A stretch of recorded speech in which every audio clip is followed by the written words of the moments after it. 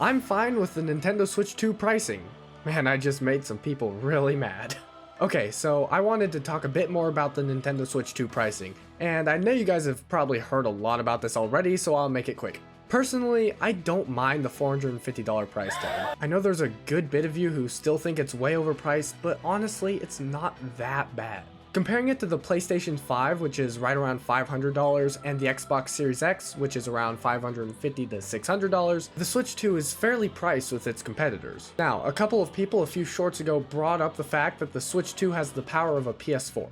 And from what I've been able to find, that appears to be true, although I've also seen that while docked, the Switch 2 is a good bit more powerful, but I don't know if that's confirmed, so don't quote me on that. Now, with that being said, the PS4 on launch cost right around $400. So the Switch 2, being about the same power, really is not that much more expensive. And given the fact that it has a bunch of exclusive games, although I know a bunch of people do not like that, I think it makes it worth the $50 extra.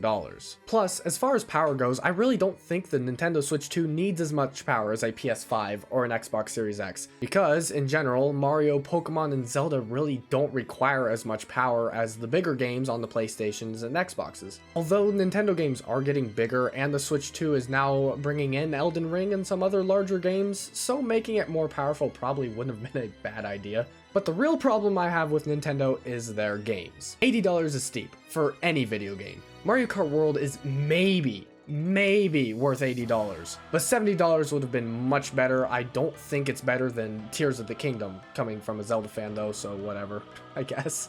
Now, Donkey Kong Bonanza is supposedly going to be worth $70, which, okay, it seems like it's gonna be worth that. But man, in general, $60 is still probably the best average price for a Nintendo game. Most Nintendo games are not worth $70 to $80. That's too overpriced. I don't know whether this will be the case or not, but they better not start selling every game for 70 to 80 bucks. That's just way too much, and at that point, it's just ridiculous. So yeah, let me know what you think in the comments below. I know there are probably a lot of you who disagree with me, and honestly, I'd like to see your opinions and your comebacks to everything I just said, even though I may disagree with them. I'd rather see a billion hate comments than no comments at all. So let me know your thoughts.